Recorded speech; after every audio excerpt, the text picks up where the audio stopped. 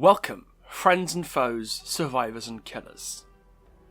Let's sit around the campfire together and talk about Dead by Daylight. Specifically about the new killer currently on the PTB.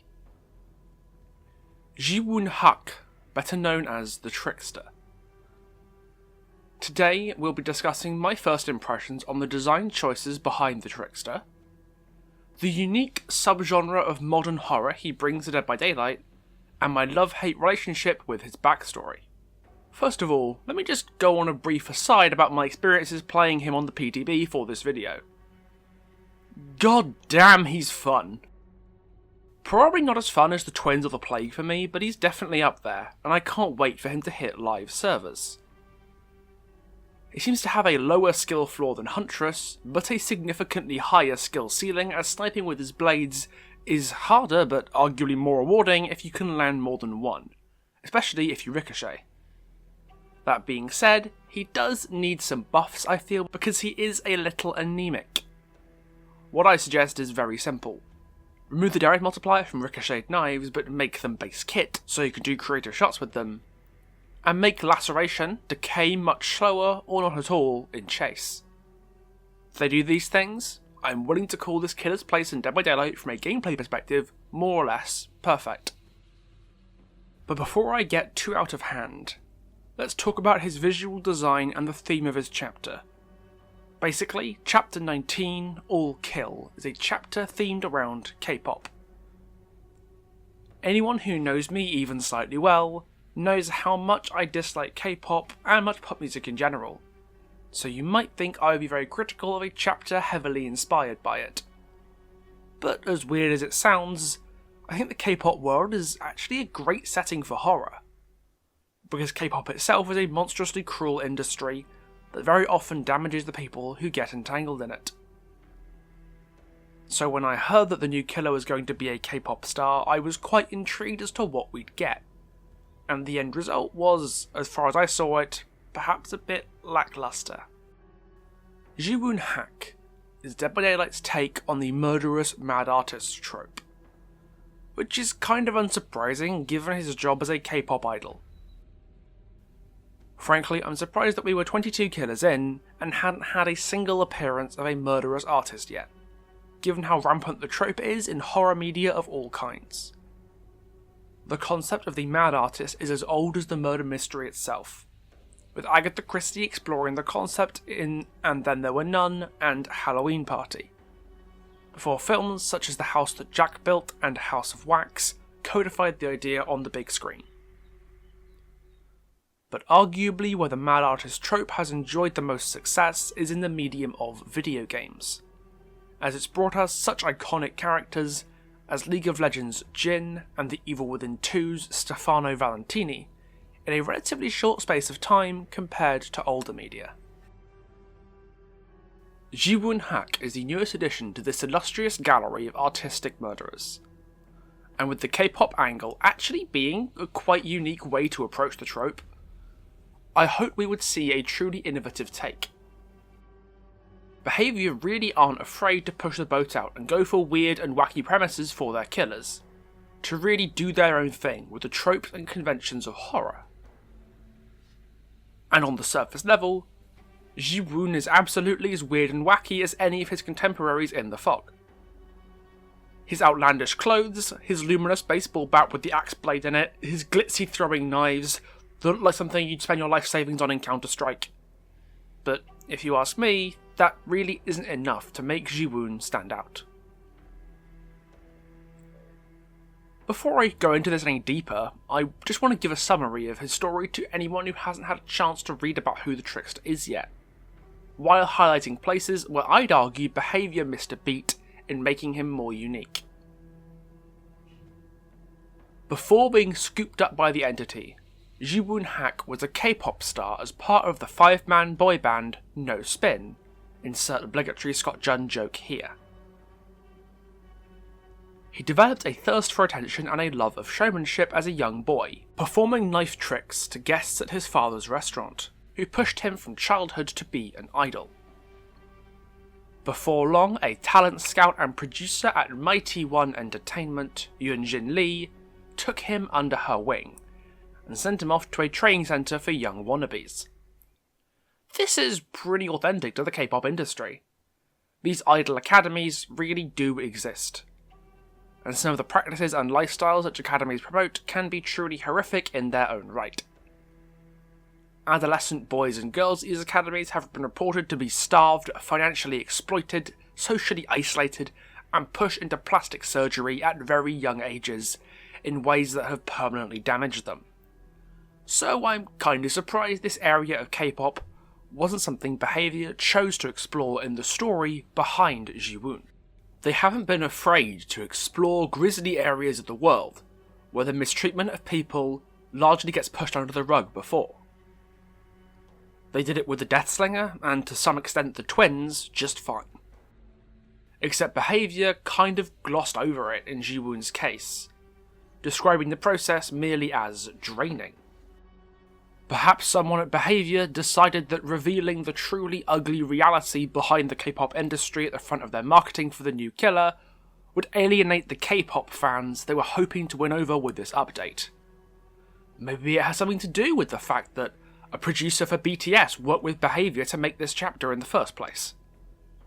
If so, then that's really disappointing because it makes the story feel inauthentic, like it's self-censoring to placate the audience at the cost of honesty.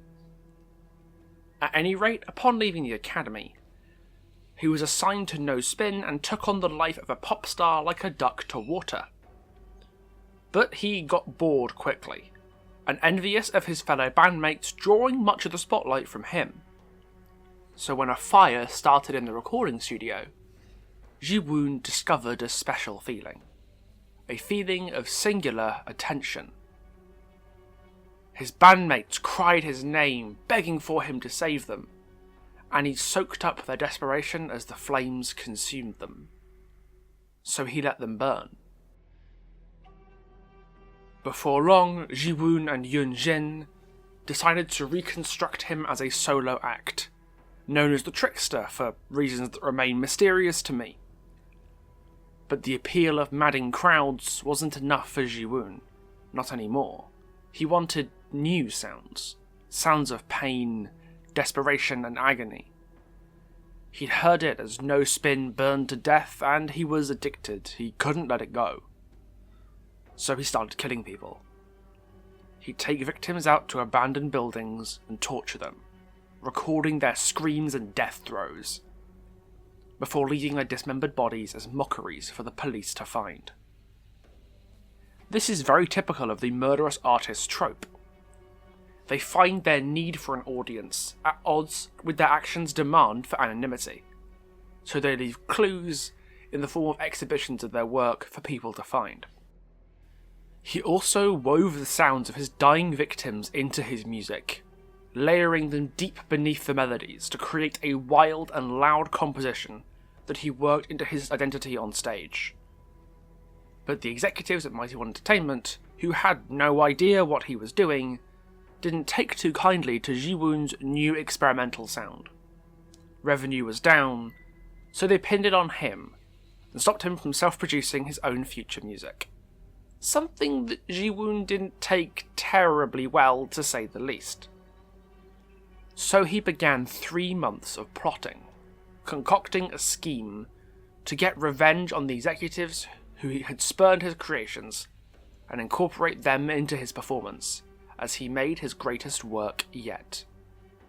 Again, nothing too out of the ordinary here. Ji-Woon's just another artist building up to his masterpiece. He leveraged his wealth and fame to acquire nitrous oxide canisters to use as anesthetics and rig the performance room ahead of time before the executives' arrival. Before Ji-Woon arrived, the room was filled with the gas, incapacitating the executives as well as Yoon-jin Lee so that the Trickster could have his fun. With Yoon-jin forced to watch, he set to work torturing the executives one by one.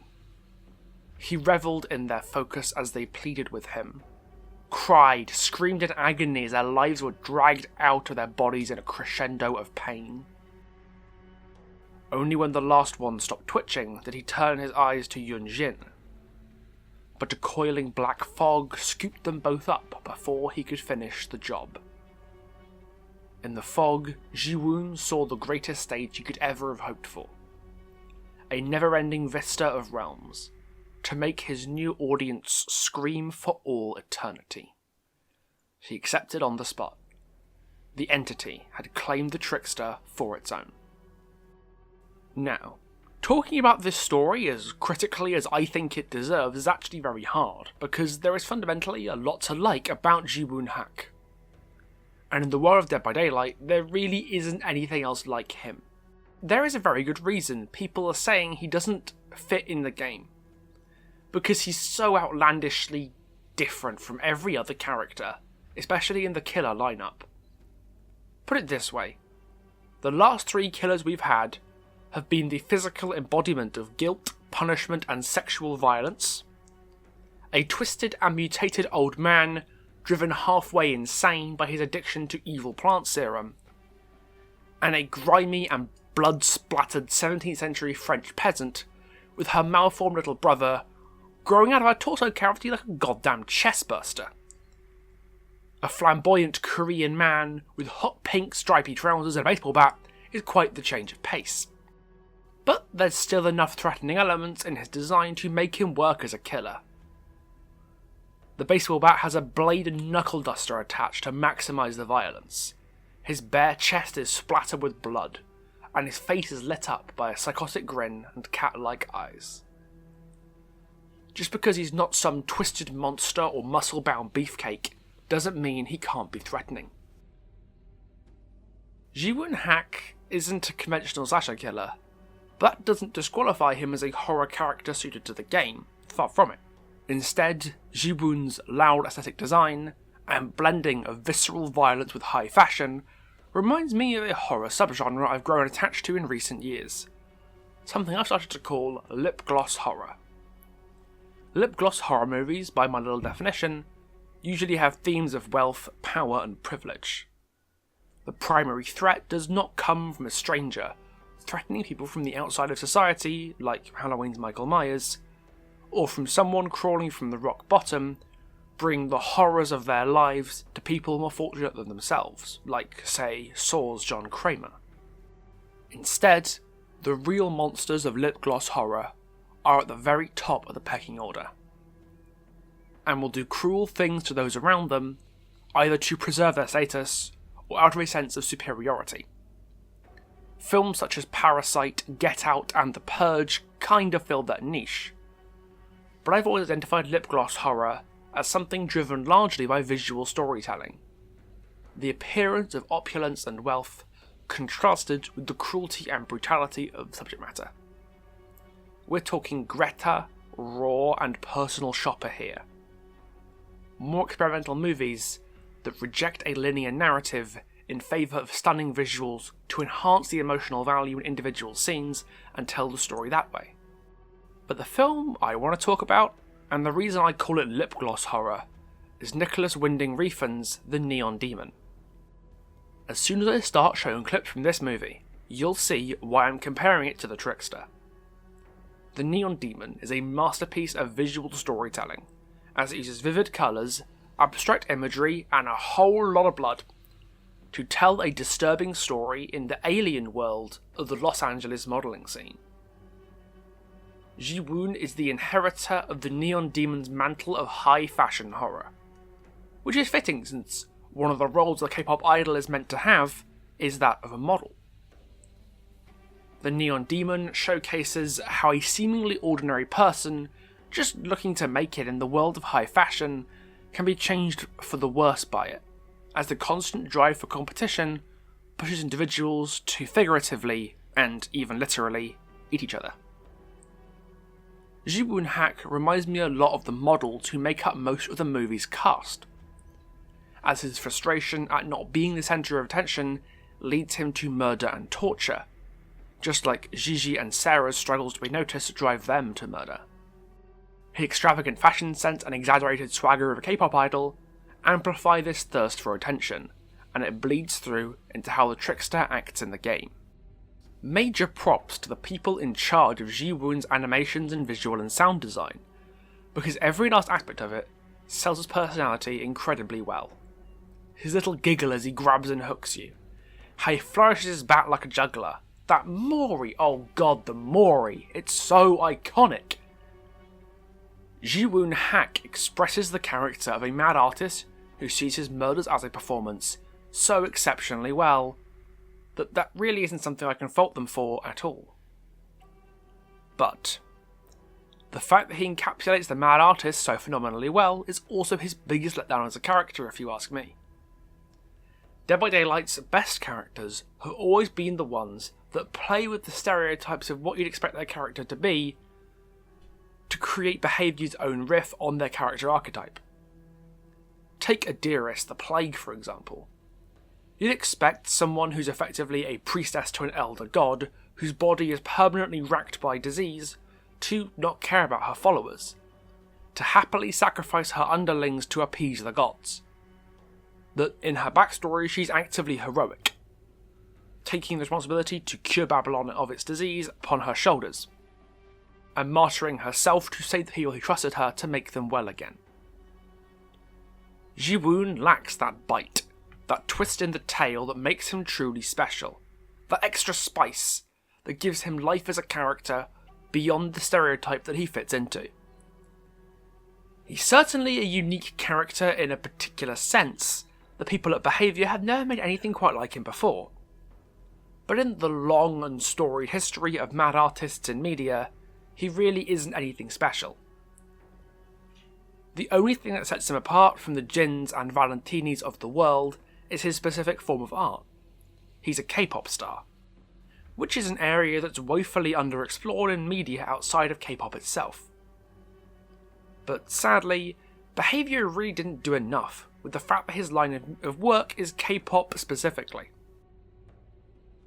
You could copy and paste his backstory into any other music genre, into almost any other artistic medium, and it wouldn't really need to be changed because, beyond the surface level of glitz and glamour of K-pop, it's just painfully generic. Everything about Ji-Woon that makes him unique, makes him stand out from the crowd of mad artists in fiction, is only skin deep. But I'm just going to reiterate the following now.